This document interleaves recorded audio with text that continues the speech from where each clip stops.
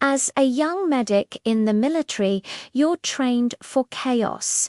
You run drills, you study, you prepare for the worst. But nothing can truly prepare you for the moment it actually happens. For me, that moment came on a seemingly ordinary day in Iraq. I was in the supply tent, just doing my job, logging medical supplies. It was tedious, just counting bandages, checking expiration dates on 4 bags, making sure we had enough of everything. The air was hot and dusty, the usual background noise of the base humming around me, a generator here, a distant vehicle there. Normal, I was ticking off items on a clipboard, lost in the rhythm of the task. Syringes, gauze, antiseptic wipes, one box after another. Suddenly, the world outside the tent exploded. The ground shook so violently it knocked me off my feet. A deafening boom ripped through the air, followed by the sickening whistle of incoming rounds. My ears were ringing, my heart hammered against my ribs. The canvas walls of the tent rippled from the shockwave. My first thought wasn't fear, it was confusion. What was that? Then another explosion, closer this time. Dirt and debris rained down on the tent roof. That's when the training kicked in. Incoming adrenaline surged through me. My clipboard was forgotten on the floor. All that mattered were the supplies. These weren't just boxes on a shelf. They were the tools we needed to save lives. And we were going to need them. I could already hear the shouts outside, the calls for a medic.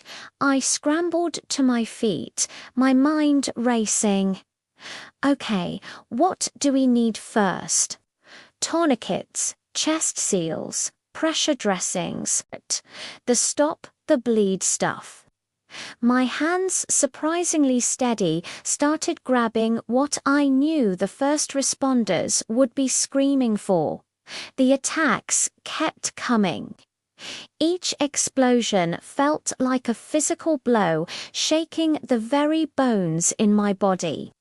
The lights flickered and died, plunging the tent into near darkness, lit only by the chaotic flashes from outside. I didn't stop. I knew this tent inside and out. I worked by touch, by memory, my hands finding the familiar shapes of the packages in the dark. I stuffed my aid bag until it was overflowing. Then I started filling another one, and another. I just kept thinking about my buddies out there, the ones running towards the danger. They were counting on me. They were counting on these supplies. Through the noise and the chaos, a voice in my head, my instructor's voice, kept repeating, "Stay calm, do your job. People's lives depend on it." The fear was there, a cold knot in my stomach, but my purpose was bigger than my fear. My job was to make sure that when a wounded soldier was brought in, we had what we needed to give them a fighting chance. So I kept working in the dark with the world exploding around me. I was just a soldier in a supply tent, logging medical gear. But in that moment, I understood that every role, no matter how small it seems, is critical. Every box I counted, every item I logged, it all led to this. It was about being ready. The attack eventually subsided, replaced by the organized chaos of the aftermath. People started running into the supply tent, yelling for supplies, and because I hadn't panicked, because I had stayed focused, everything was ready. We had what we needed.